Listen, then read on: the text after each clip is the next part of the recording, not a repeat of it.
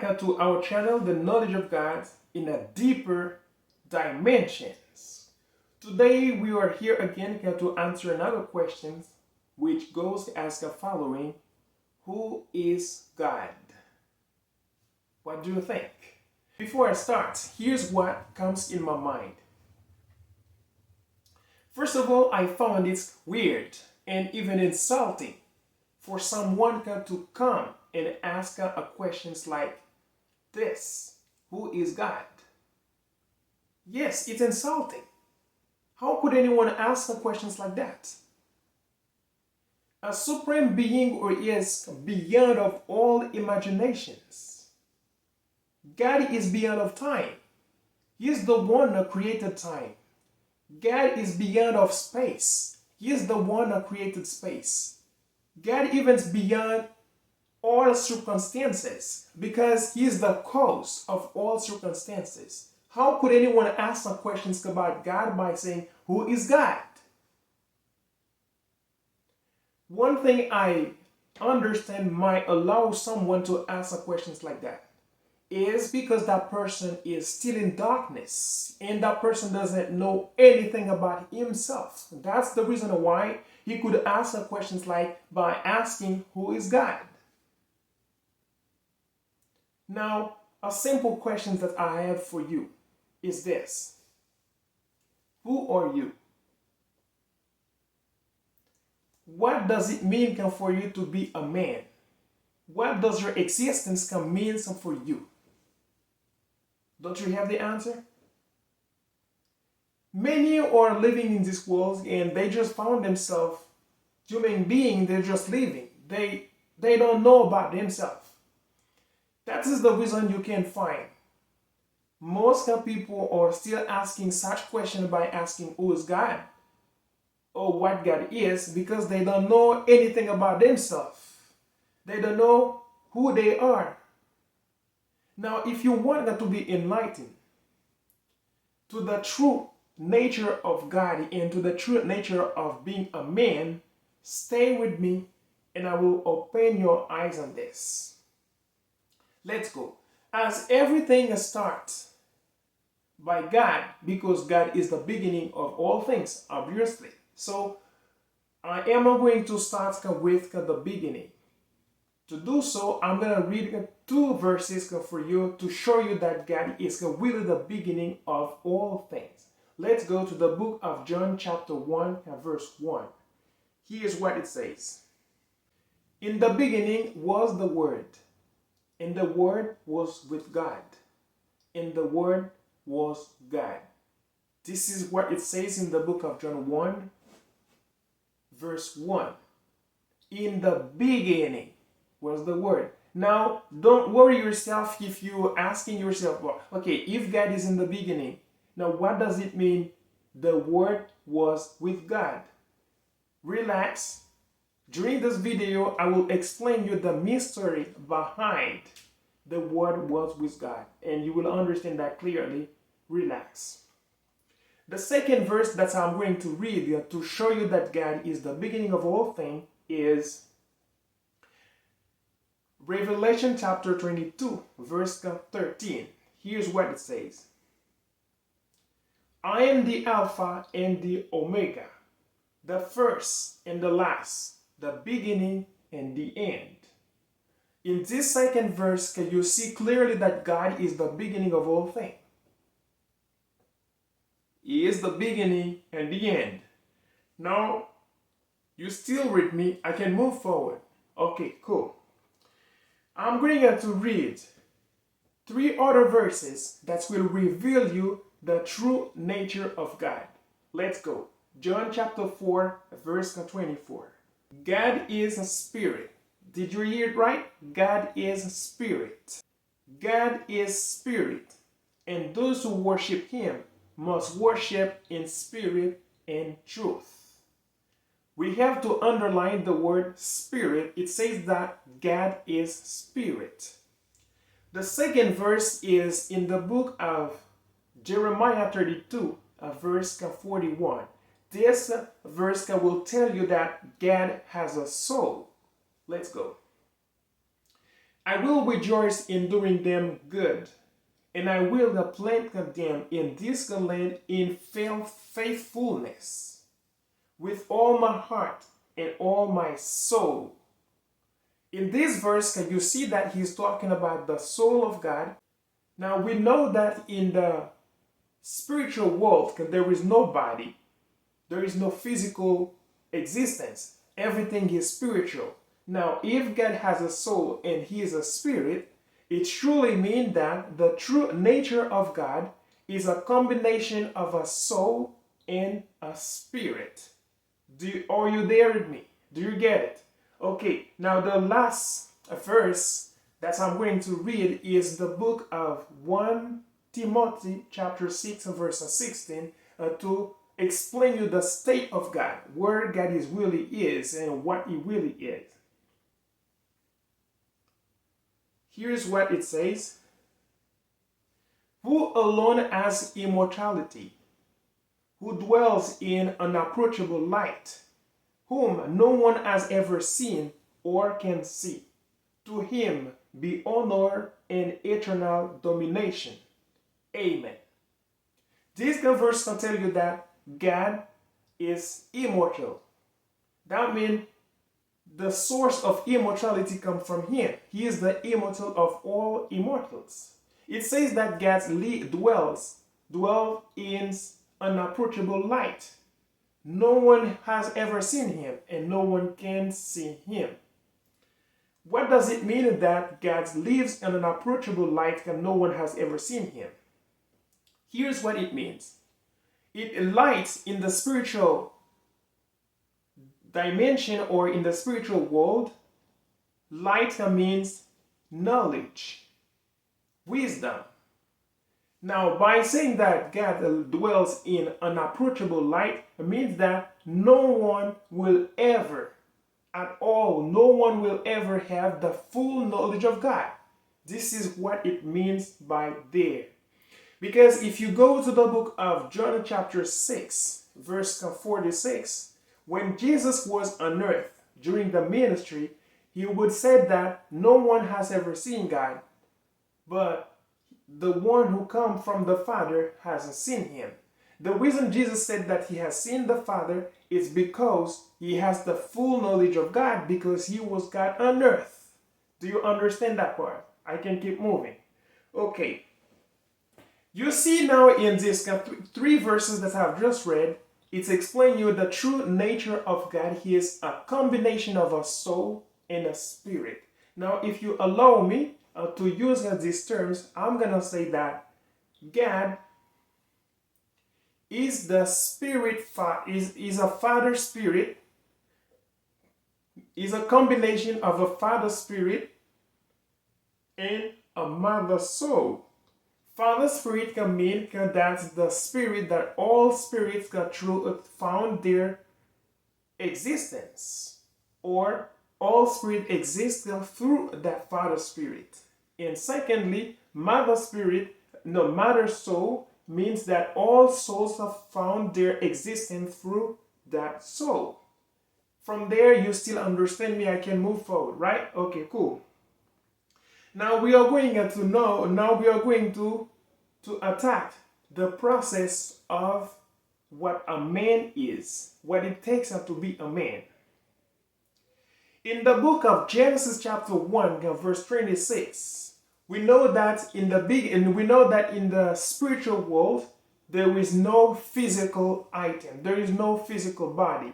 Now we see here that God decided in the book of Genesis 1 verse 26, God decided to create man in his image. When it says, let us make man in our image, in our own likeness. Now, what's the image of God? What does it mean? The likeness of God. If you really want to understand this part, here's what it means. It wasn't going to be a manifestation of God in the physical world. God decided to manifest himself in this physical world when it says that let us make man in our image, in our own likeness. This is exactly what was going to happen in this physical world. Now, as in the spiritual world, there is no body and there is no physical existence, here is what it means: let us create as man. As God is a combination of a spirit and a soul, so to create man in the likeness of God or in the image of God, it's going to be a combination of a soul and a spirit. The spirit, the spirit will be symbolized by a man, meaning man will be representing the Spirit of God, and the soul will be the symbol. The soul will be represented by the woman. Do you understand it? I can move forward. Okay, the woman is the symbol that represents the soul of God, and man is the symbol that represents the Spirit of God. Now, when God created man, he will call them man, which is gonna be the combination of a soul and a spirit. And I will read this verse for you to show you that when God make this first creation, or when God manifests himself in this physical world for the first time, he called this combination man. Let's go to read in the book of Genesis chapter 5 verse 2. Male and female he created them, and he blessed them and named them man when they were created. You see, God called them man when they were created. Whether it is a male man or a female man, for God is still a man. What does it mean? It means that inside of a man, you can still find a spirit and a soul. And inside of a woman, you can still find a spirit and a soul. Is it clear? Do you understand that? I know it can be difficult for some people to understand, because it's a very brand new notion. It's a very brand new explanation of the Word of God. You can, in the comment section, you can ask a question so I can give more explanation. But I'm taking my time trying to explain it better so you can truly understand it. But stay with me so you can understand. Okay, God called them man. Now, is there any female in the kingdom of God or in the spiritual world? Certainly not. There is no female. As God is a combination of a spirit and a soul, so to manifest himself, he created a spirit and a soul. He made a creation, he manifests himself into a man, which is the combination of a soul and a spirit. Now, we are going to read this verse where Apostle Paul is explaining that. Apostle Paul said that a man doesn't exist without a woman doesn't exist without a man. It says that in the book of 1 Corinthians chapter 11, verse 11 and 12. Let me read this for you. It says,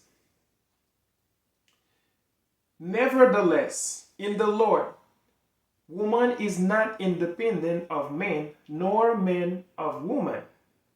For as woman was made from man, so man is now born of woman, and all things are from God." This is where Apostle Paul is explaining this.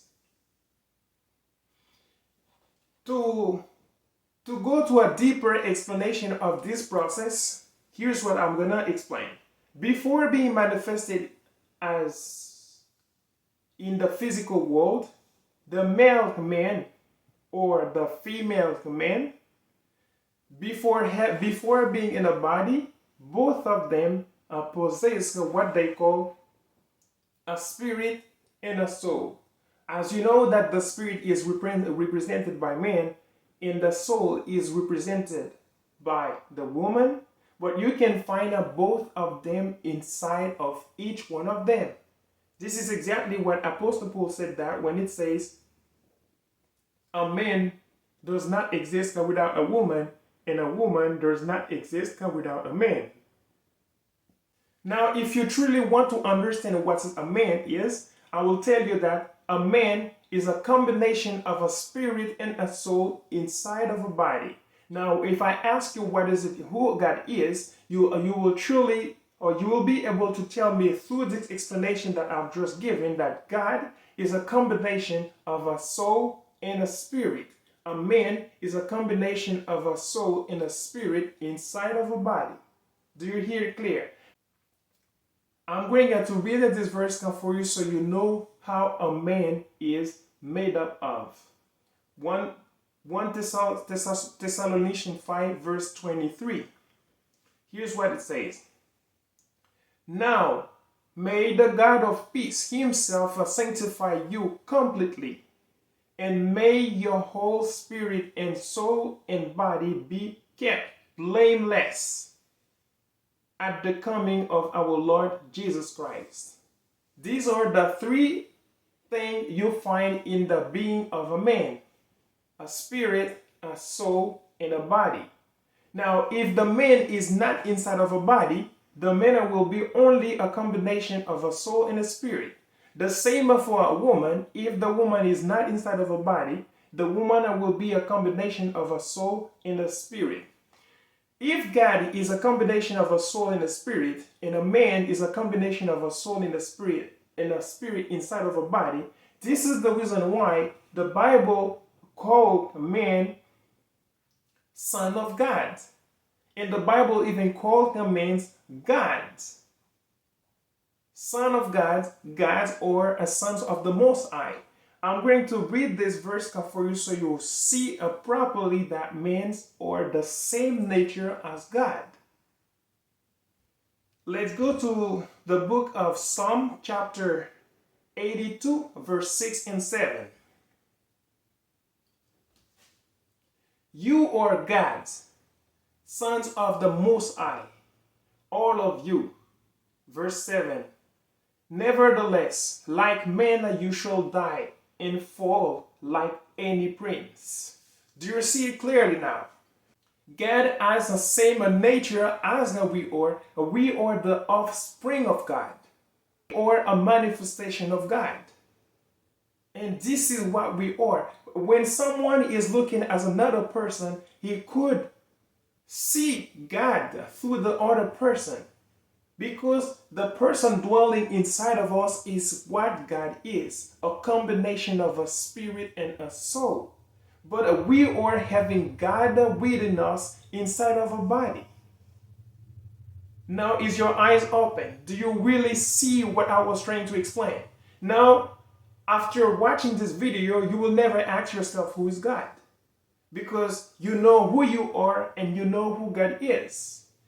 People who is asking himself who is God, it's because he doesn't know who he is. Now, if you come to know who you are, you will never doubt about who God is, because you know exactly you are a manifestation of the true God. What you were inside is what God is, a combination of a soul and a spirit. Does it make sense? I can keep moving.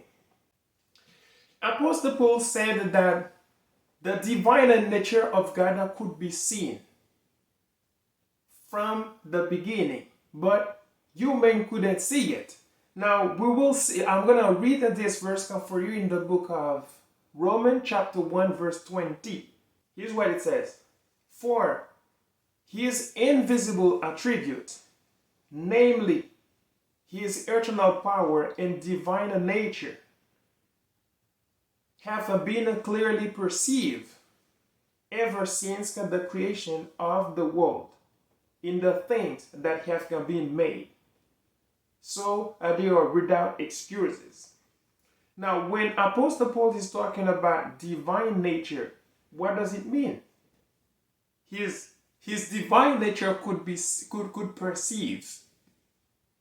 When Apostle Paul is talking about his divine nature, he is talking truly about man, because man is what represents the divine nature of God.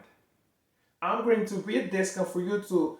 I'm going to read this verse, Acts 17, 28 and 29, so you can truly see that the true nature of God, the divine nature of God, was about his offspring, which is man.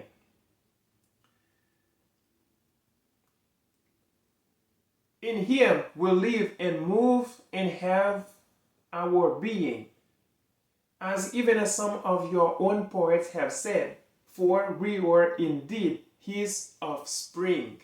Verse 29. Being then a God's offspring, we ought not to think that the divine being is like gold or silver or stone, an image formed by the arts and imagination of man. You see, we are the offspring of God. We have the same nature of God. What God is, it what we are inside of a body. Is your eyes clearly open? Do you understand it now? I can move forward, right? Okay, when the concept of woman.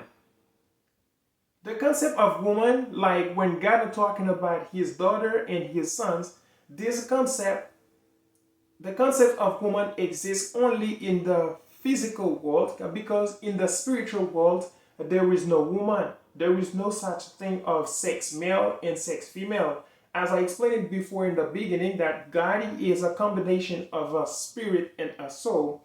The man on earth, the man the man is a symbol of the Spirit of God, and the woman is a symbol of the soul of God. But in the spiritual world, there is no such things of a sex male and sex female. So, the Bible talk about the daughters of God in the book of 2 Corinthians chapter 6, verse 18, because they are in the physical world. Here's what it says here. And I will be a father to you, and you shall be sons and daughters to me, as says the Lord Almighty. This is what it says here. As I explain it, it's only that exists in the physical world. The concept of woman exists only in the physical world. First of all, because of the mystery of procreation, and for other sons of God got to come on earth. And secondly, so we can understand the behavior of the soul of Yah, the Spirit.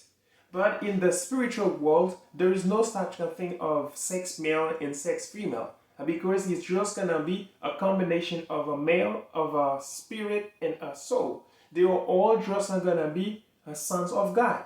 There is no daughter of God in the spiritual world. Why? Because there is no such of a man is going to be looking for woman, and there is no such of woman going to be looking for man. There is no marriage in the spiritual world.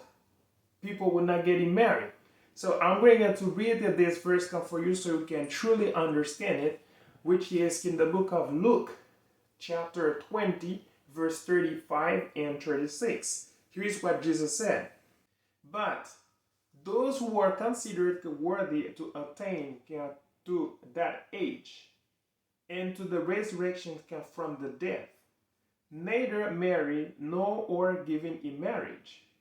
Verse 36. For they cannot die anymore, because they are equal to angels and or sons of God, being sons of the resurrections.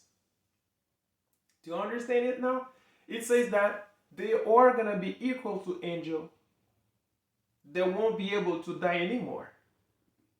They will have eternal life. But it says they're going to be sons of God, equal to angel and sons of God. That means there is a difference between the sons of God and the angels. They are not going to be the same. We are going to be immortal person equal as the angels, but we're not going to be angels when we are resurrected in the kingdom of the heaven above. There is a bigger difference between the angel and the sons of God. Okay, now I'm going to read this last verse for you, so you can truly see what is the nature of man and the true nature of God. Let's read this verse in 1 John 3 verse 1. Here's what it says. See what kind of love God the Father has given to us, that we should be called children of God. And so we are. The reason why the world does not know us is that it did not know him. You see, this is what it says here. Anyone who doesn't know who God is will not know who he is himself. After watching this video, I can say clearly that you will never ask a such question by saying, who's God? Because you know who you are. You are a manifestation of God on earth. And you know who God is. God is a combination of a spirit and a soul dwelling in you. Do you get it? Okay, now you get it. If you have comments, say it in the comment section, or if you have questions, write it down so I can see it. Now the question we should ask, why Jesus in the book of Luke chapter 20 verse 35 and 36 says, those who are going to be resurrected gonna be sons of God as a sons of the resurrection. What we should ask is, what is the difference between the angels and the sons of God? Don't you want to know the answer behind this? Okay, cool. If you want to know what is the difference between the angels and the sons of God, stay with me. And in the next video number 2, I'm going to answer these questions so we know exactly what is the difference between the angels and the sons of God. I'll see you in the next video.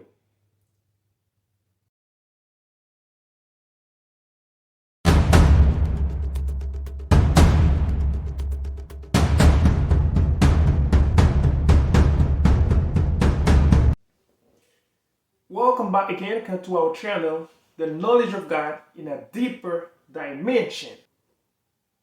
Now we are in the second part of the study. We are going to answer a second question where it says, they are going to be equal to angel and sons of God as the sons of resurrection, according to the book of Luke chapter 20 verse 35 and 36. We are going to analyze what is the difference between the angel and the sons of God. In the first video, we answered the question saying, who is God? We discovered that God is a combination of a spirit and a soul. And we know as well the sons of God is a combination of a spirit and a soul inside of a body. Now we are going to know the difference between the angels and the sons of God. Let's go. What is the difference between the angels and the sons of God? The difference between angels and sons of God is that angels are created only from spirit. They are flames of fires. The angels are light beings. The angels are intelligible powers. The angels are principles and laws ministered before God. And this is exactly what the angels are. You see the difference between the angels and the sons of God? I'm going to read this 3 verses for you that will enlighten you about the nature of the angel and the sons of God. Also, as we already know what the sons of God are, I'm going to read these verses to enlighten you about the nature of the angels.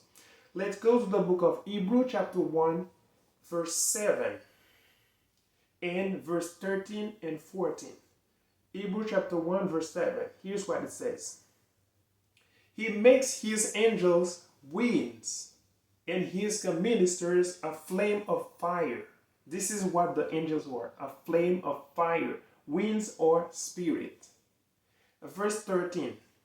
To which of the angel has he ever said, sit at my right, and until I make your enemies a footstool for your feet? Verse 14. Are they not all the ministry spirit sent out to serve for the sake of those who want to inherit salvation? This is what the Apostle Paul explained here. They are all a servant spirit. The angels were only servant spirit, ministered before God. For who? For his children. For those who are going to inherit salvation. That is the difference between the angel and the sons of God. There is no angel that has never been called sons of God. According to the Bible, there is no angel that have been called sons of God. The sons of God are made from the Spirit of God and the soul of God. They are inside of a body. Even if they are not inside of a body, they will be still called the sons of God.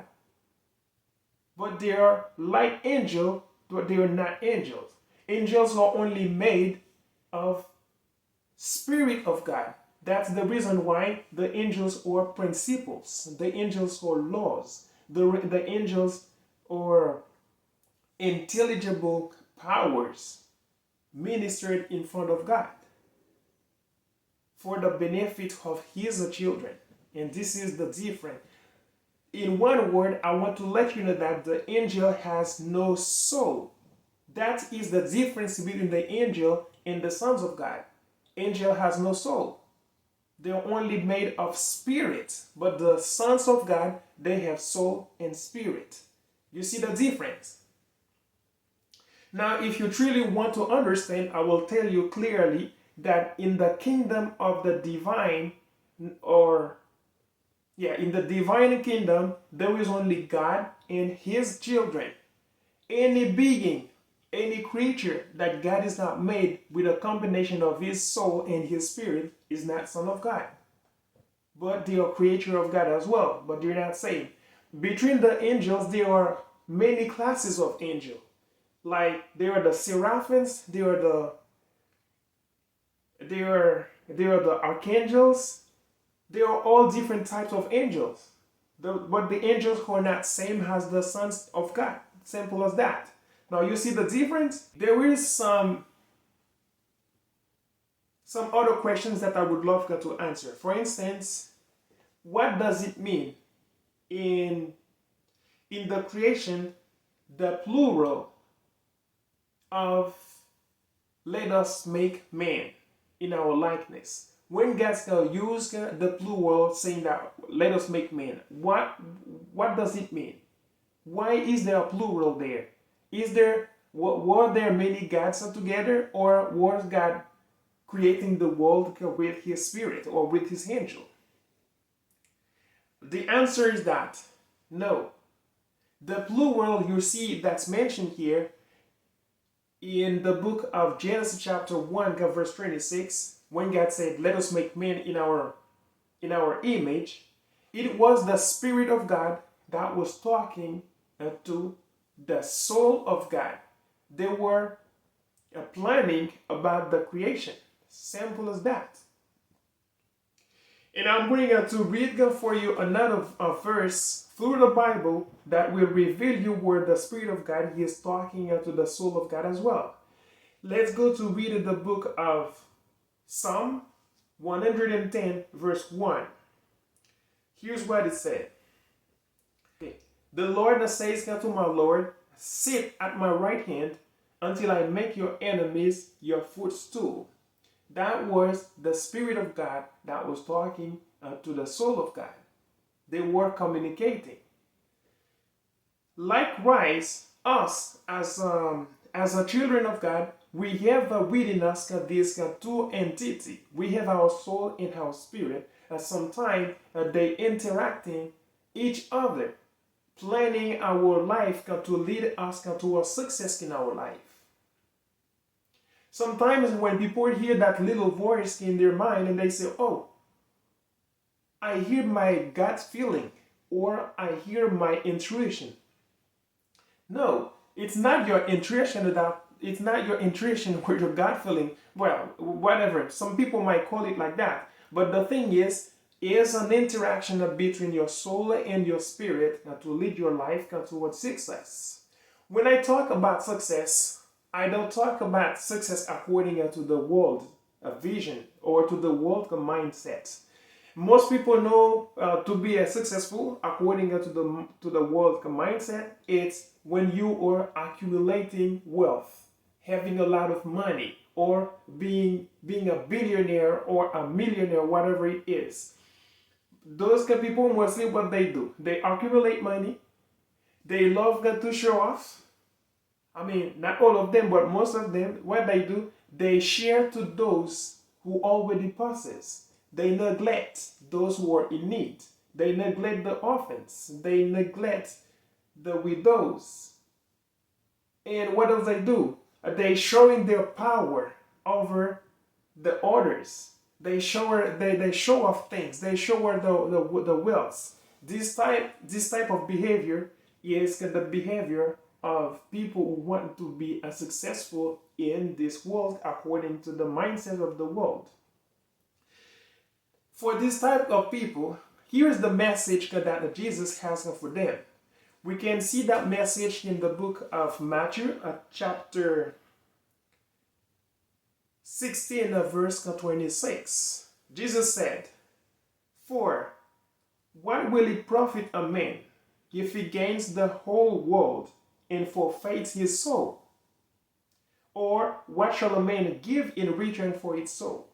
That is the message that Jesus has for the type of people who want to be successful according to the mindset of the world. It says in the Bible, don't love the world, nor the things that are in the world. If someone loves the world, the love of God is not in him. And when I talk about success according to the world, and this is the type of success I'm talking about. But the true success, when I say your spirit and your soul is interacting or planning or communicating within you, when you hear that little voice who want to guide your life towards success, I am talking about a success according to the Father, according to the Spirit, to the Father's Spirit. Here's what I mean. This success is when your spirit lead you to do action where you never find yourself in a situation to lose your soul. When you're acting according to the will of the Spirit of the Father while you are on earth inside of this body. And this is what the success really means. Why? Because anyone who loses or who forfeit his soul is a failure man. If you lose your soul or if you forfeit your soul, you are a failed man. That's it. Now, if you want to be living a successful life, according to the Bible, according to the Spirit of the Creator, here's what you have to do. You have to let yourself instructed by the will of God through His words, because the will of God is revealed through the Bible, through His word. You have to let yourself instructed by the Bible, so you know exactly what God wants and what God doesn't want you to do. And you not to be living a life like the arrogant people and hiding yourself full of excuses. You will not be pleasing to God if you're living a life like that. I'm going to read these two verses for you where that will tell you how you can live a life according to the Spirit of God, so you can live a life with prosperity. Let's go to the book of Psalm chapter 1, verse 2 and 3. But his delight is in the law of the Lord, and on his law he meditates day and night. He is like a tree planted by streams of water that yield its fruit in its seasons, and its leaf does not wither. In all that he does, he prospers. This is the type of attitude someone must have. taking the habit of meditate in the law of the Father to understand what the true will of God is, so you don't forfeit your soul when you are taking action. And as well in the book of Proverbs, chapter 28, verse 13, here's what it says. Whoever conceals his transgressions will not prosper, but he who confesses and forsakes them will obtain mercy. Meaning, you should recognize your mistake. You should not be hiding behind things like Adam did at the beginning. But when you humble yourself, you know that you can make mistakes. God is looking for the type of people like this. Recognize that you are not bigger than who you are. Recognize that you have a Father above. And this is the type of people that God is looking for. Now, the little question that I would ask, if we have this two entity, our souls and our spirits can within us that talking and planning in our life to take a decision, to lead our life.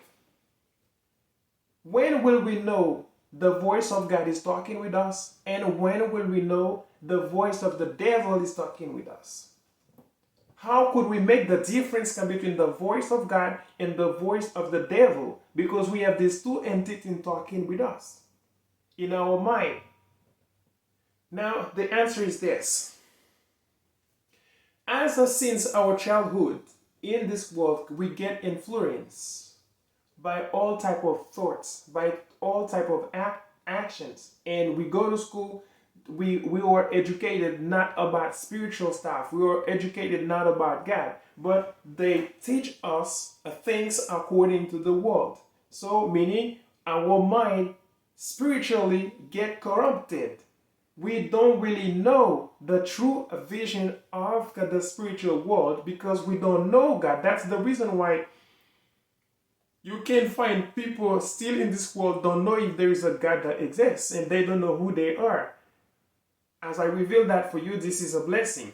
When we get corrupted according to the world, we are influenced by all type of things that we're doing in this world. We have a mindset according to the world mindset. We don't have a mindset according to God mindset.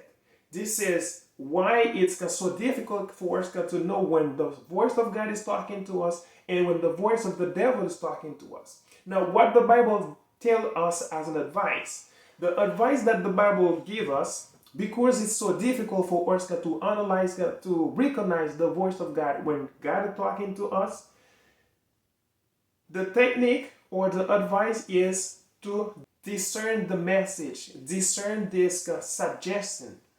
I'm going to read the book of 1 John 4 verse 1 so you can see what we have to do when we hear something for the first time, when we get a message for the first time. Here's what it says. Beloved, do not believe every spirit, but test the spirit to see whether they are from God, for many false prophets have gone out into the world. This is what we have to do. We have to discern the spirit to know if the message you are coming from, they are coming with, it's from God. Sometimes yourself could be a false prophet for yourself. You can come up with a reasoning or with a mindset, with a thought, and that thought is totally against the will of God. Someone else can come up with a suggestion to you and want you to do something or ask you to do something or suggest you doing something, and it's a false reasoning. And for that reason, the Bible advises us to discern this type of thoughts to know. Now, how will we discern that? The best way to discern that is to go through the Bible, to meditate, and to search if that idea go along with the will of God. Otherwise, we have to reject it. What do we have to watch for when you are discerning those type of thoughts when they come in your mind? First, you have to analyze if that idea come to your mind is full of selfishness.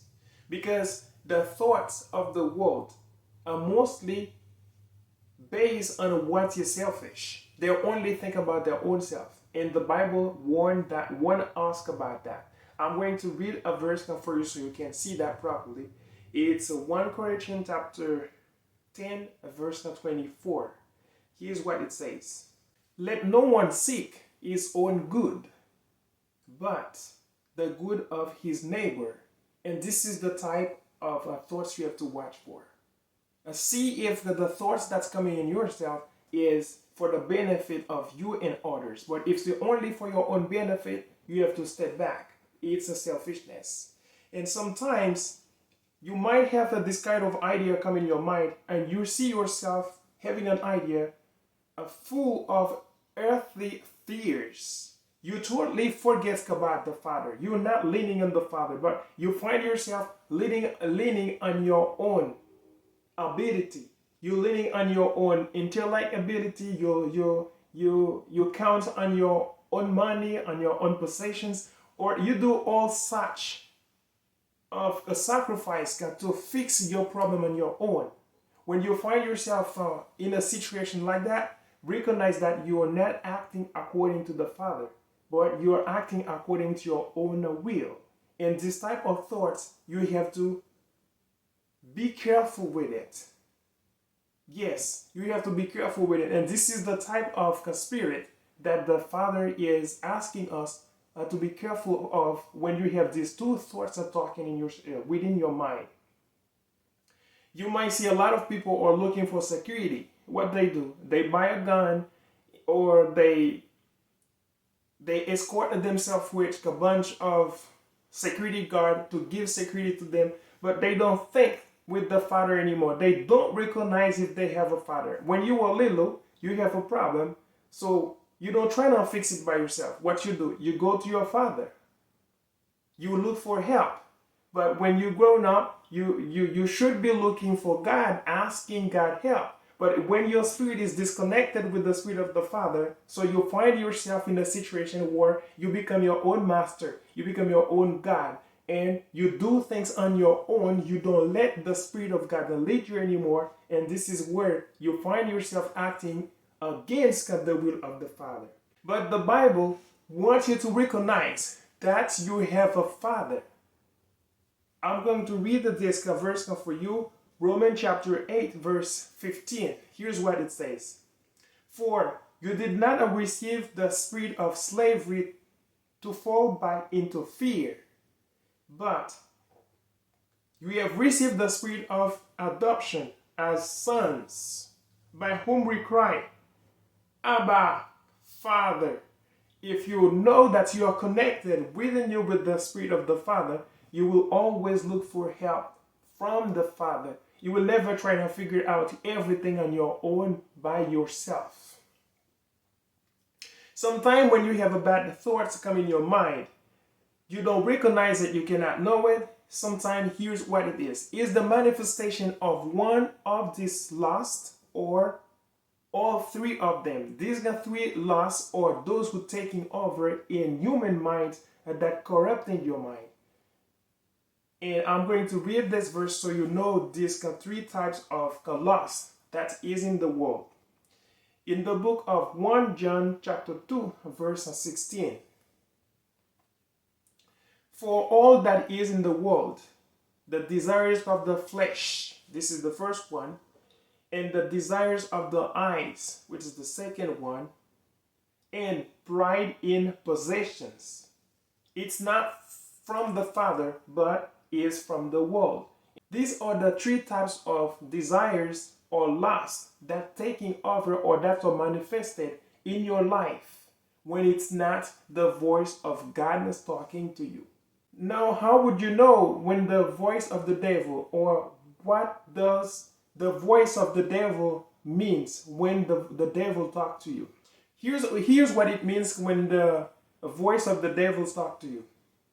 When the soul within you is taking over of the spirit that is within you.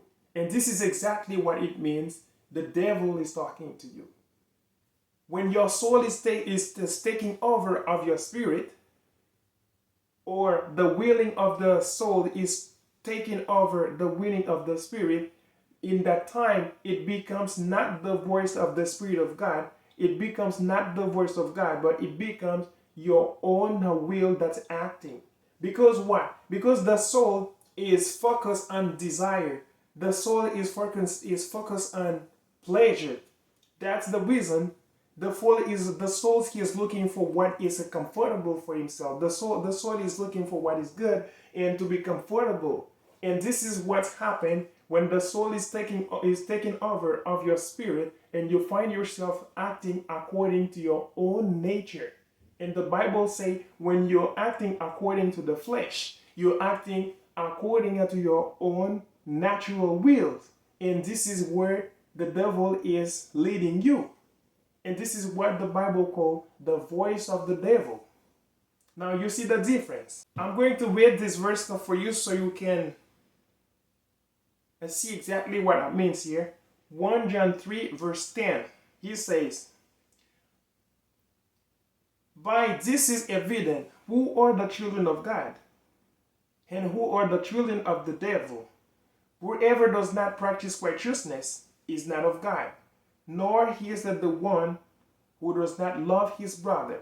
Okay, if you are not practicing the righteousness, you are the son of the devil. But does the devil has a son? The son of the devil are those who are acting according to their own will. Your flesh desires should never take over of your spirit. And simple as that. This is what you have got to know when you are acting. When the soul takes over the spirit, it becomes the will of man. Again, the Bible called that the spirit of the flesh, or the will of the flesh. If I read this verse for you, the book of Galatians, chapter 5, verse 17, it says that, "For the desire of the flesh is against the spirit, and the desire of the spirit or against of the flesh. For these are opposed to each other, to keep you from doing the things you want to do." This is exactly what's happened to you when your soul takes over of your spirit. It becomes your own desire. It becomes the desire of the flesh. It becomes the voice of the devil. Now you can see the difference between the voice of God and the voice of the devil. When you want to act according to yourself, according to your own nature, it's the voice of the devil that's leading you. As we know in the first video that the woman represent a manifestation of the soul, and the man represent a manifestation of the spirit. And this is the reason why the Bible does not allow a woman to take authority over a man and a woman to teach. Because women represent the soul and men represent the spirit. If I read this verse now for you and you can see it clearly, where it says in 1 Timothy chapter 2 verse 12, "I do not permit a woman to teach or to exercise authority over a man.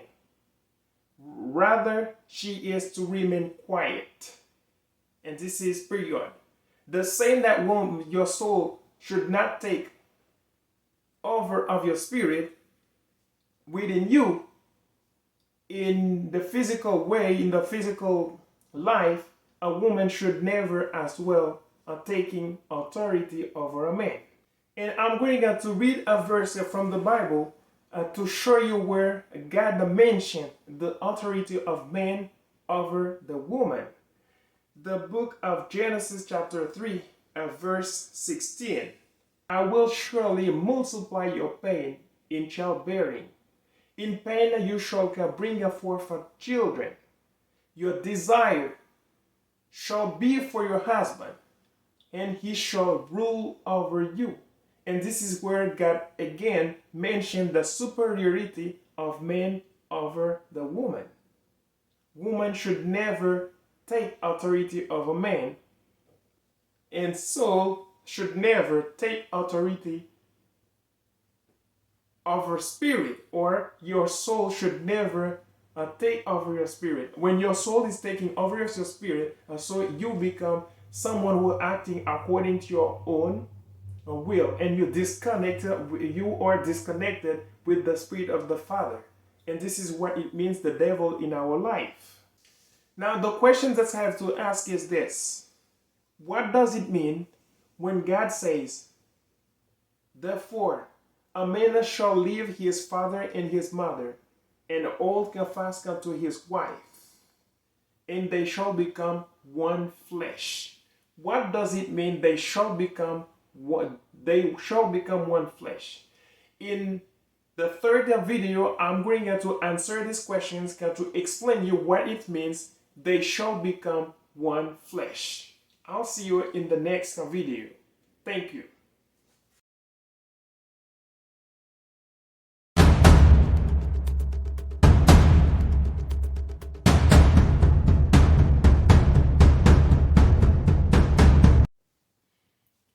Welcome back to our channel, The Knowledge of God in a Deeper Dimension. Now we are in the third part of the study, and as well at the third video of the study. At the first video, we already defined who God is and what is it a man, what is it the sons of God. In the second video, we analyze the difference between the sons of God and the angels. Now at the third video, we are going to answer what it means they shall become one flesh, according to the book of Genesis chapter 2 verse 24, when God says, therefore a man shall leave his father and his mother, and hold fast to his wife, and they shall become one flesh. What does it mean they shall become one flesh?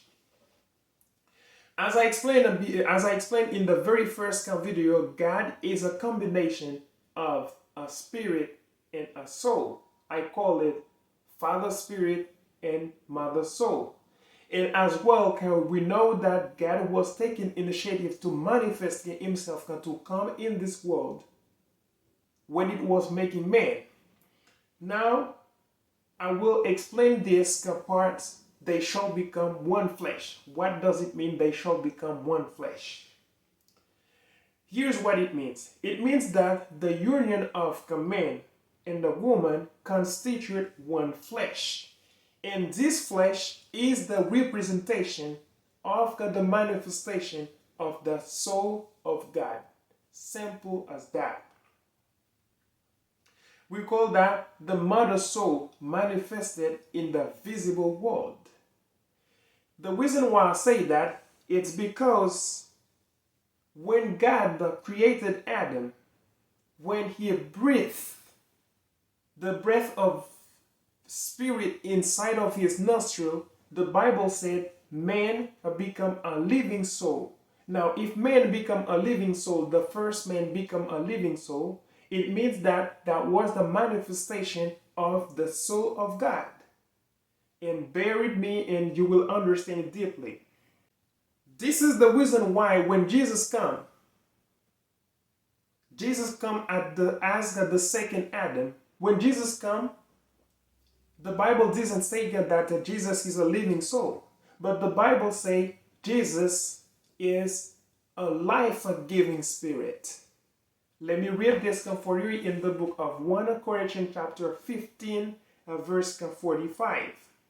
It says that, so also it's written, the first man, Adam, became a living soul. The last Adam became a life-giving spirit. Do you see it? Adam is the soul, but Jesus is the spirit. Adam, as the first command, represent all human on earth, because we are a manifestation of God, but we are the soul part of God. When God was taking initiative to manifest himself in the world at the first time, it was the soul part that was manifested. This is the reason why the first Adam represents the soul. And the second Adam, which is Jesus, he doesn't represent the soul part of God, but he represents the spirit of God. And this is the reason why when Jesus comes, the Bible said that Jesus is a life-giving spirit.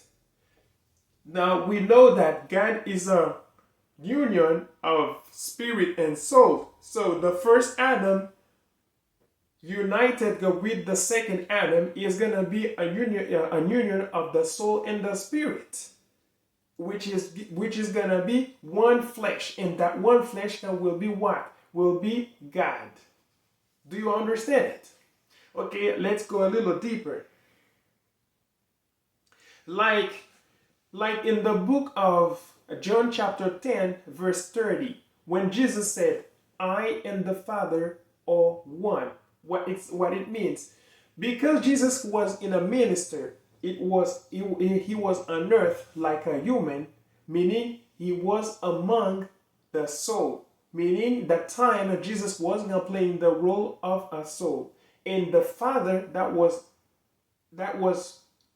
in him, that was within him, represent the Spirit. It was an union of the Father and him, which was become one flesh. And that one flesh was what? That one flesh was God. Because God is a manifestation, because God is a union of soul and spirit. We represent soul on earth, and the spirit represent the Father Spirit.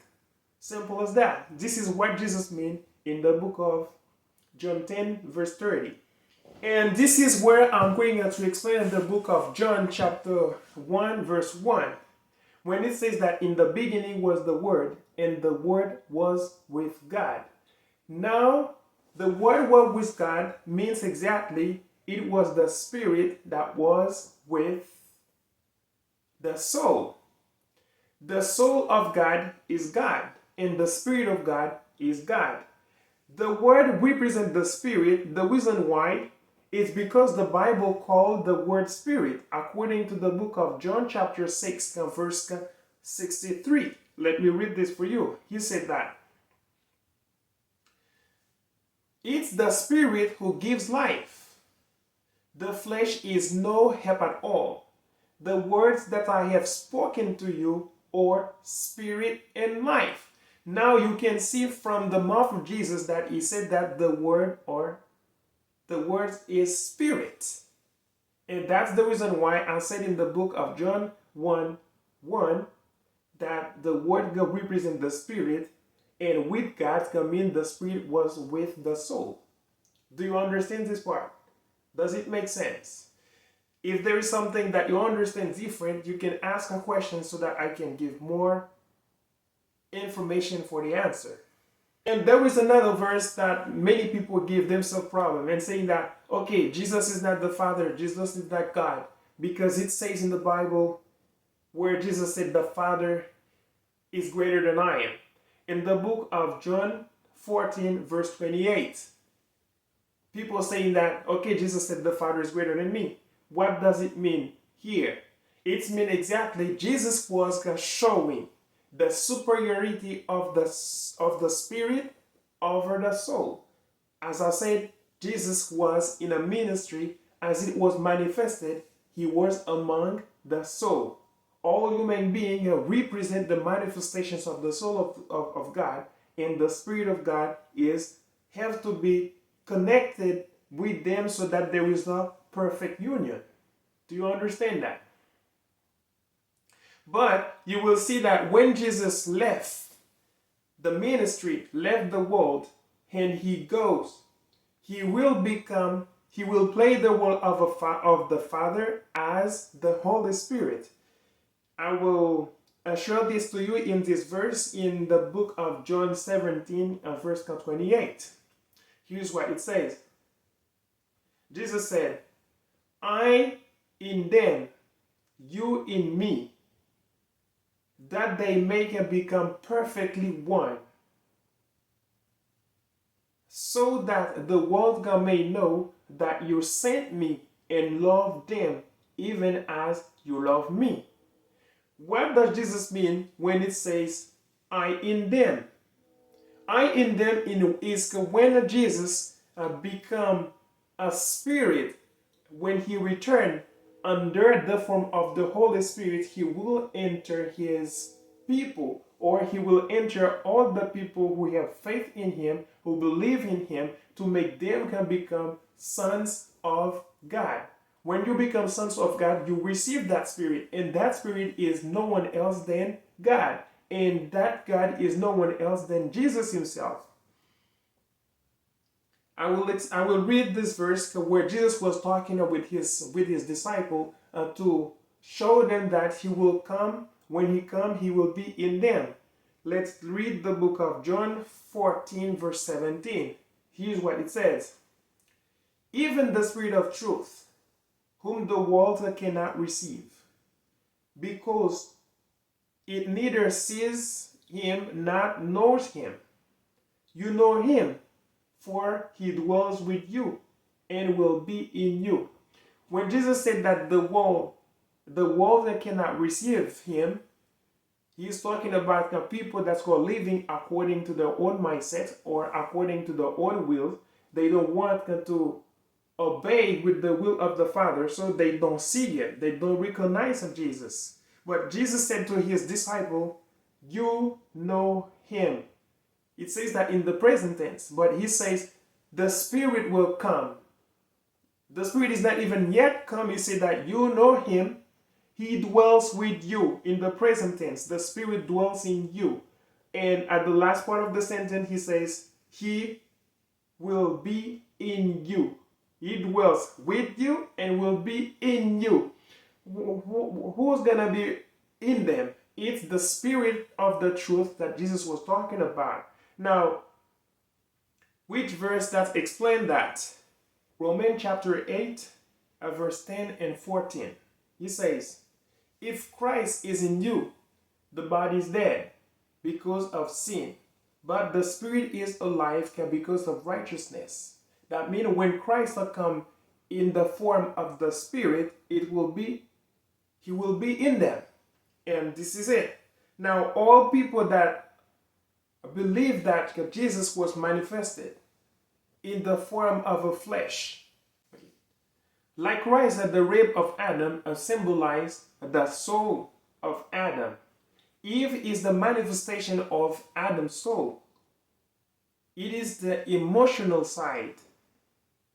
She is the sensitive part of Adam. When the Bible said, God made a woman from the rib, which he has taken from the man, and brought her to the man. The man said, this is now bone of my bones, and flesh of my flesh. And she shall be called woman, because she was taken out of man. The same God that we are a manifestation of the soul of God on earth, the same Eve is a manifestation of the soul of Adam on earth, meaning she is the emotional part, she is the sensitive part of it. The same all human beings on earth can represent the souls of God. They represent the sensitive part of God. They represent the emotional parts of God. But to be one flesh with God, we need to have our soul connected with the Spirit of God. It's when God is dwelling in us, we are living according to the wills of God, we are one flesh with Him. The same, we need to have the Spirit of Jesus in us to belong to God. Otherwise, we will belong to our own self. We will be our own master because we will be living our own life. The Bible said that for all who led by the Spirit of God are sons of God. But if you are not leading by the Spirit of God, who are you? You are your own master. You don't care about God. And this is what the Bible calls the son of the devil. Let me read this verse for you so you truly understand what I want to explain. In the book of 1 John 2, 18 and 22, it says, children, it's the last hour. And as you have heard that Antichrist is coming, so now many Antichrists have come. Therefore, we know that it's the last hour. Who is liar? But he who denies that Jesus is Christ. This is the Antichrist. He who denies the Father and the Son. This is the Antichrist. Now, everyone who's living here who doesn't believe in Jesus Christ, who doesn't accept that Jesus Christ as the Father who come on earth, so you will not receive His Spirit, and you will be considered as an Antichrist. And the Spirit of the Creator will not dwell in you, but your own desire will take over of your spirit, and you will be living a life according to your own will. And you won't give a damn to God. You will live your life the way you feel it, the way you understand it. And getting to understand the word of the Lord will not make any sense for you. And this is where you are disconnected with God. This is where you're disconnected with the Father, because your soul takes over of your spirit. In the same way, a man should not let a woman take over of his life. The same, you who represent a soul on earth cannot take over of the Spirit of the Father. I don't know if this makes sense to you, but this is exactly what makes sense according to the Bible. Okay, now I reached the last parts of this third video. I explained what it means, one flesh. Both of them become one flesh. When the man is reunited with the woman, they become one flesh, and this flesh represents the manifestation of the soul on earth. And deeper, I explained that Adam is the representation of the soul of God on earth. That first manifestation, and that first manifestation was a manifestation of God, and which represent the mother soul. Now Adam, as the first man, or the first Adam, represent the soul of God, and all people on earth can represent the first Adam. And when Jesus comes, Jesus is the second Adam. The second Adam represents the Spirit of God. When the Spirit of God united with the soul of God, they become one flesh, and that one flesh is God. As I explained in the very first video, God is an union between the spirit and the soul. Does it make sense? Now, I believe that you understand what I wanted to explain deeper from the Bible, which is very difficult for people to understand. Now you get it. When the second Adam comes, meaning Jesus, when he comes into spirit, he will not reunite with everybody on earth to make one flesh. He will only reunite with people who believe in him. Those who believe in Jesus Christ will receive that spirit, and they will become one flesh with him. These are the people that the Bible will call the temple of God. The Bible will call them the bride of God. The Bible will call them the habitation of God. And these are the type of people the Lord God wants us to be. And people that don't believe in Jesus, they will just be living their own life, and they will not have their soul saved. When your soul is not saved, you are not living according to the Father. Now, there is a last question that I would love to ask. If human being are the same type or the same nature, if human being are the same nature with God, a union of soul and spirit, God is immortal, right? Now, if God is immortal, what does it mean, the mortality of the soul of human being? Because we are the same nature of God, we should not be dying, right? We should not be able to die. So if we are able to die, what does it mean, the death of the soul?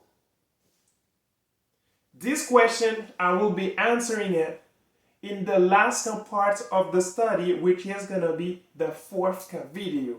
I'll see you in the fourth video. See you next.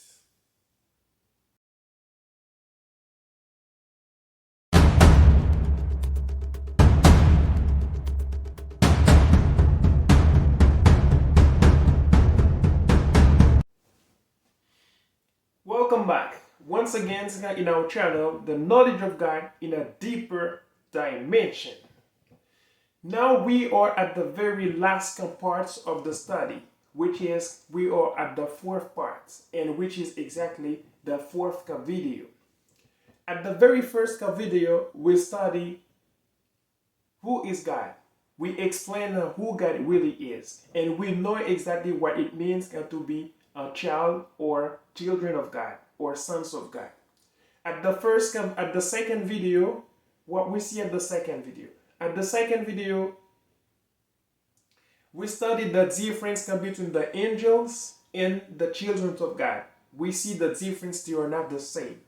At the third video, we study what it means they become one flesh. When God says the man shall leave his mother and his father and with old Kafaska with his wife, and they shall become one flesh. We explained that. Now at the very last part of the video, we are going to explain what does it mean, the death of the soul of the children of God. If God is immortal and his children are the same nature with him, so what does it mean? The death of the soul. Okay? Bear with me so you can clearly understand this point, which is a little difficult in the study, but with the help of the Spirit of God, it's easy to understand things. So let's go. To understand the death of the soul of the child of God, we need first to understand what is the cause of the death of the soul of the children of God. The cause of the death of the soul of the children of God is the lust that exists in the world.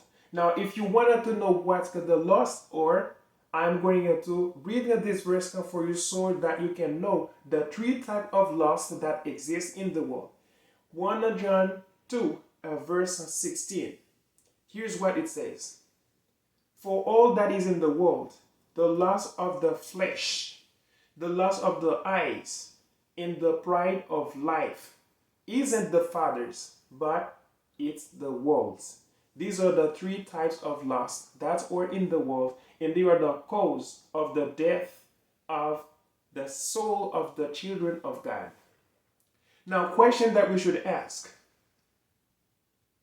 Who created them? Who created those lusts? Where are they come from?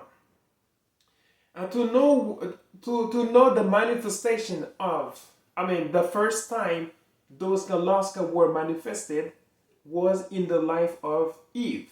I'm going to read this verse in the book of Genesis chapter 3 verse 6 so that you can see exactly where they were manifested at the first time. Genesis 3 verse 6.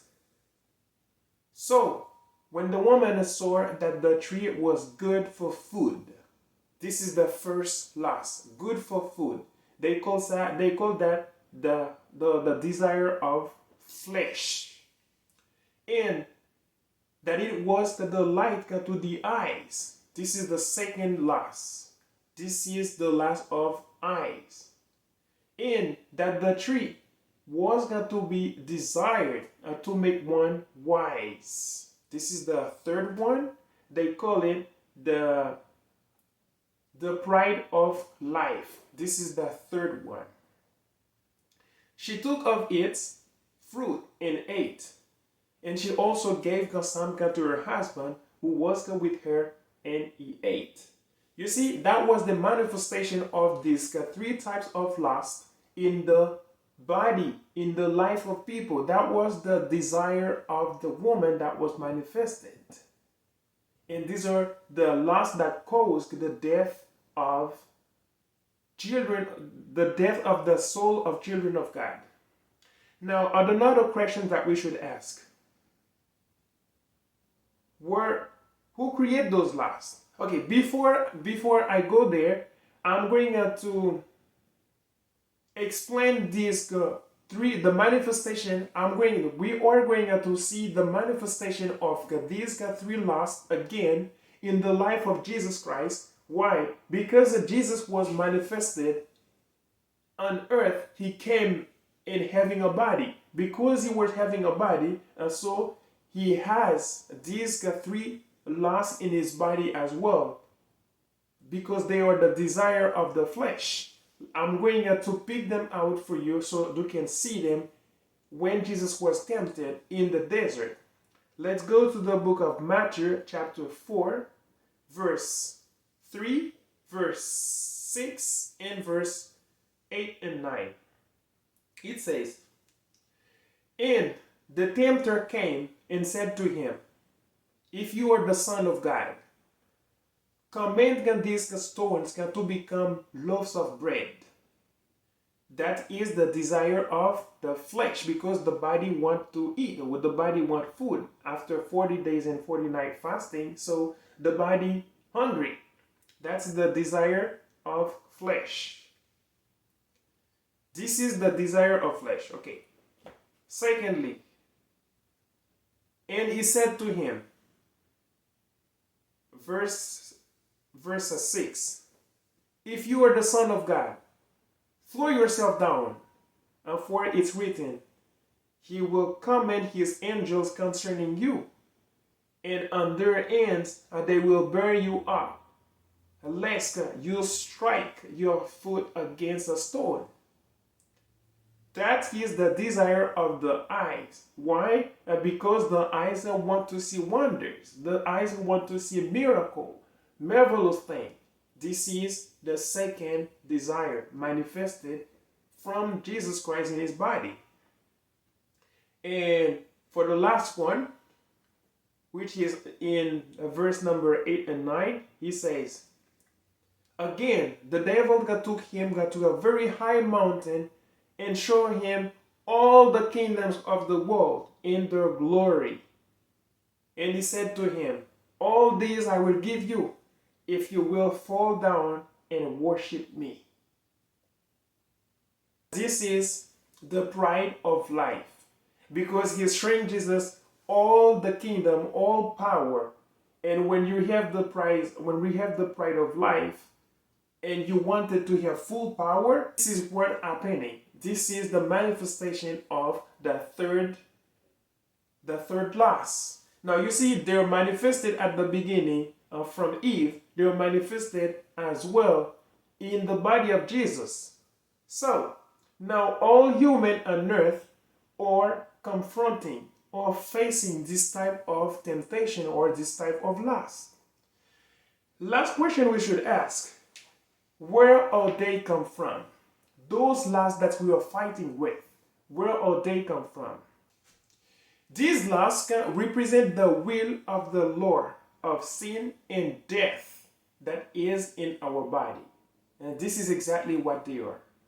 The will of the Lord of sin and death. To let you know the truth, that we have two laws in our body. One is there to lead us to act according to the will of God the Father. When we act according to the will of the Father, we are acting according to the Spirit. And another law that is in our body is there to lead us to act according to the will of our own nature. When we are acting according to the will of our own nature, they call this people who's acting according to the flesh. This is where the devil is leading you. This is where your own nature is leading you. And this is what they call the will of the flesh, the will of the devil, or the will of Satan. Now you understand. I can keep moving. I will explain this for you in the book of Genesis chapter 3, verse 15. Here is what God said. "I will put enmity between you and the woman, and between your offspring and her offspring. He shall bruise your head, and you shall bruise his heel." Now, who is the serpent? As I explained you before, the serpent is the natural will of us. The serpent represents a seed of the spirit of flesh, and the woman represent the manifestation of the mother soul, as I explained it before, on earth. So, which is the first Adam or all men on earth? And this is what I was explaining. So, God will put enmity between the will of the woman and enmity between the offspring of the woman. It's like God is putting enmity between man and his own will. That means that we are on earth in a battle within our own natural will. If we want to please God, if we want to act according to the Spirit of God, we have to fight against our own will. We have to fight against our own desire if we want to please God. And this is exactly what it explained here in this book. Now, if you want to understand how the will of our own nature, the will of the desire of flesh are manifested in our body, this is what they call the law of the will of the flesh. I'm going to read this verse for you so you can see what is the power of the Satan, or the power of the will of flesh that is in our body to see how it manifests. Let's go to the book of Romans chapter 7, verse 17 to 23. It says, "So now it's no longer I who do it, but a sin that dwells within me. For I know that nothing good dwells in me, that is, in my flesh. For I have the desire to do what is right, but not the ability to carry it out. No. For I do not do the good I want, but the evil I do not want is what I keep on doing. Now if I do what I do not want, it's no longer I who do it, but a sin that dwells within me. So I find it to be a law that when I want to do right, evil lies close at hand. For I delight in the law of God in my inner being, but I see in my members another law, raging war against the law of my mind and making me captive to the law of sin that dwells in my members." Now you see the behavior of the will of the flesh that is in our body, and that is the law of sin that within our body is trying to lead us to act according to the desire of the flesh and to keep us captive of the sin. And this is what exactly that Apostle Paul explained here. You find this law in his body. And we have another law in ourselves to lead us to act according to the will of God. And we have our natural desire that's fighting against the will of God in our body. Now, what is the second law? The second law is the law of the Spirit of life, which is the law of the will of the Spirit of the Father. So, this law is symbolized by the offspring of the woman.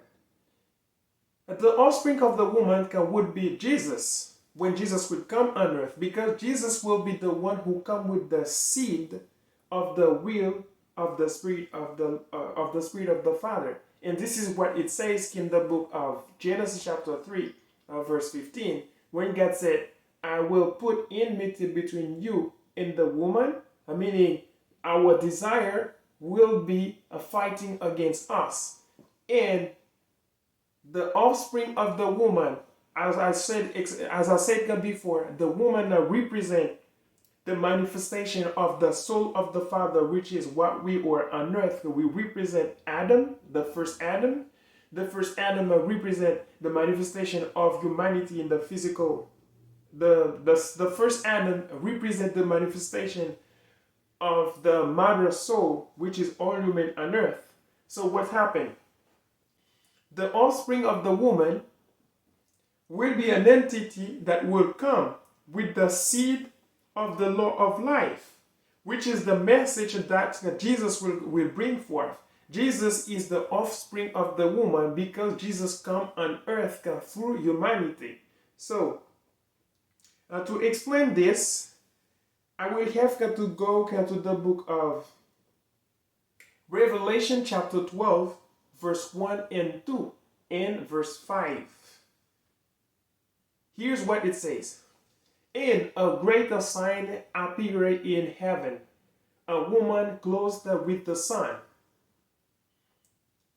with the moon under her feet, and on her head a crown of 12 stars. This woman can represent all humanity, okay? And the sun that she was 12, the suns can represent the presence of God, or we can say God. Otherwise, it can represent the seed or the message of the New Testament that the seed of the woman will bring. It says the moon was under her feet. The moons can represent the first covenant, which is the Old Testament. And this is exactly it represents under the feet of the woman. The woman already passed at this stage. And what happened? Verse 2. She was pregnant and was crying out in birth, pain, in the agony of giving birth. Now what mean? Humanity was in pain. Humanity was in agony, but pregnant of a child. And that child will represent the seed of the woman, which is going to be Jesus.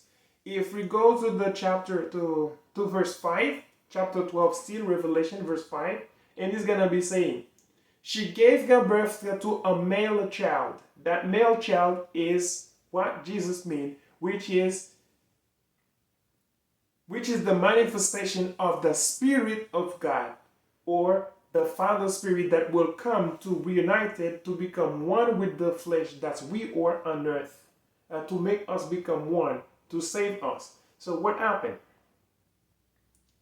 One who is the rule all the nations with a rod of iron, but her child was cut up to God and to his throne.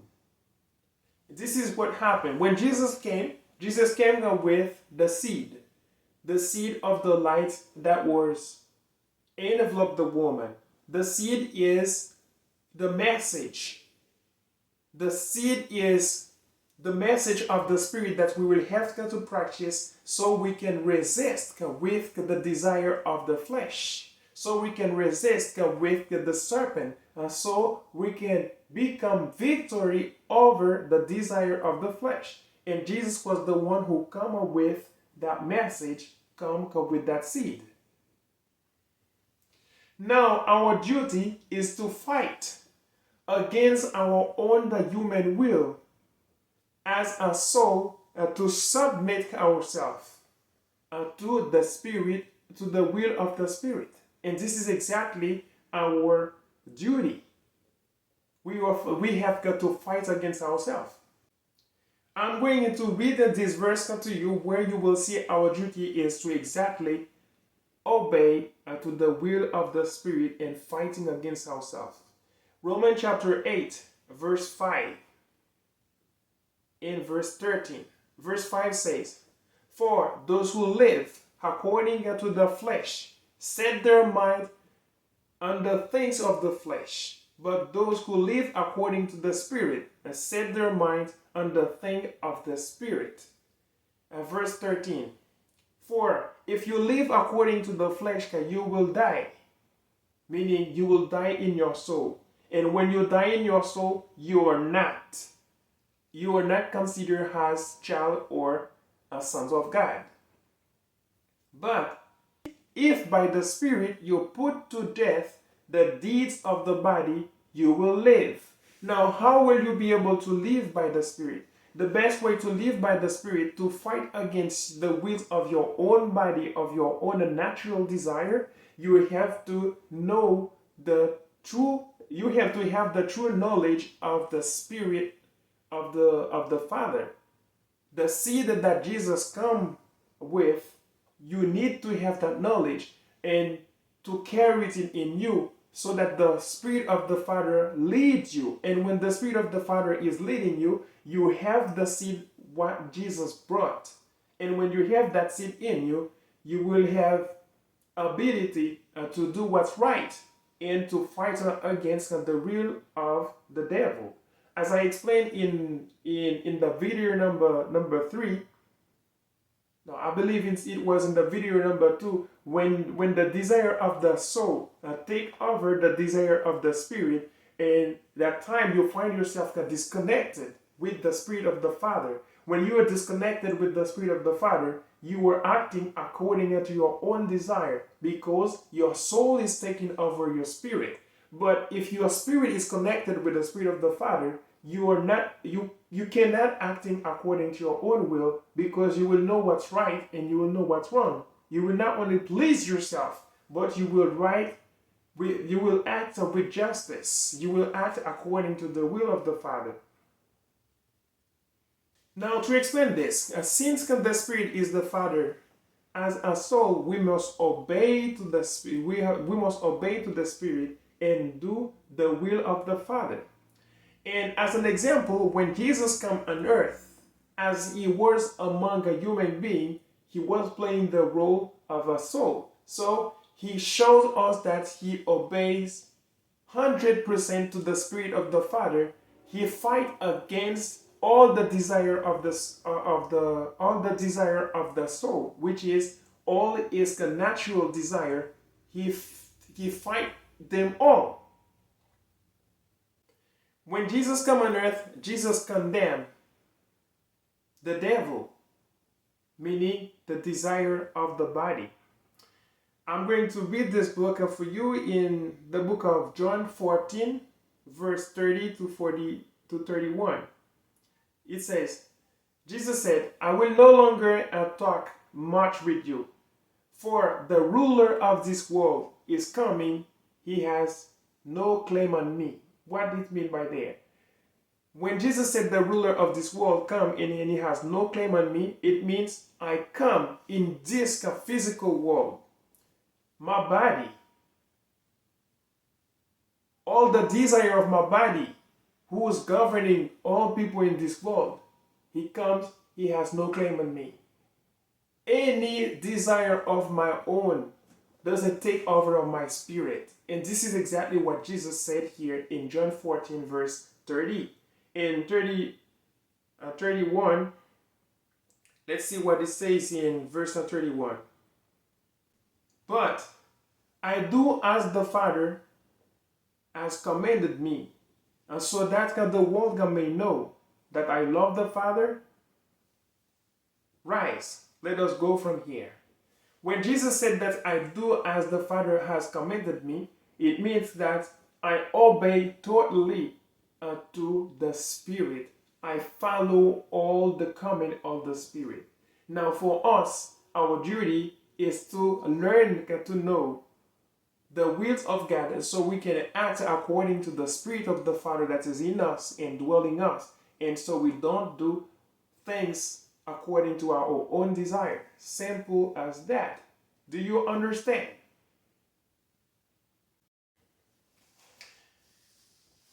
I'm going to read this book, Ephesians chapter 2, verse 2 and 3. In which you once walked, following the course of this world, following the prince of the power of the air. Now, who is the prince of the power of the air? The spirit that is now at work in the sons of disobedience. When it talks here about the sons of disobedience, is who? People that are not acting according to the will of the Spirit. People that are acting according to their own desire. And this is what it means there. Verse 3. Among whom we all once live in the passions of our own flesh. This is where they explain that. We were once living in the passions of our own flesh, carrying out the desire of the body and the mind, and we were by nature children of wrath, like the rest of mankind. Okay, this is exactly what explained here. When you're living according to the desire of your own flesh, you are pleasing the body. You are looking for the comfortability. You want to be comfortable in everything you're doing, and you're thinking of your own self. You don't think about the Father, and this is where you become the child of the devil. This is where you become the master of your own self. This is where you become your own owner and you disconnected yourself with the Father. The serpent is judged according to this verse. According to John 16, verse 11, Jesus come on earth and judged the serpent. It says that concerning judgment, because the ruler of this world is judged. How Jesus judged the serpent? Meaning, Jesus come on earth and he win the battle. He never fell at once. He overcome all the battle, which means all the desire of our body, of the desire of our own thoughts. Jesus as a human has to go through all these battles. So he overcome all of them. And for that reason, he judged. He judged the ruler of this world. Christ had come to destroy the works of the devil, and this was the reason why Jesus came. To destroy the works of the devil. Hebrews chapter 2, verse 14. Since therefore the children share in flesh and blood, he himself likewise partook of the same things, that through death he might destroy the one who has got the power of death, that is the devil. Now, who has the power of death? The power of death, as I explained it before, is the law of the will of sin that is in our body. This law is pulling us away from doing what the Lord God wants us to do. Where the wills of God is to do what's right, but the wills of our own desire is to do what pleased ourselves. And when we please ourselves, we're acting according to the flesh. And Jesus comes to destroy all the works of the devil. And this is what it is. And I'm going to read this last part to close with the video. It's in 1 John 3, verse 8. Whoever makes a practice of sinning is of the devil. You see, if you're practicing sinning, I mean, if you're acting willingly, according to your own will, you are from the devil. For the devil has been sinning from the beginning. The reason the Son of God appeared was to destroy the works of the devil. Now, with the Spirit of the Father, we can control our body and to obey the wills of the Father and to not obey the will of the body to keep sinning. Because the Spirit of the Lord God in us and the knowledge of the seed that Jesus come with, it's enough to take us to the way of being a victory over the will of our body. That's why we have to always discern the thoughts that come in our mind. And when we can discern the thoughts that come in our mind through the wills of God, through the Bibles, and we know, we understand, so we will be able to conquer the battle.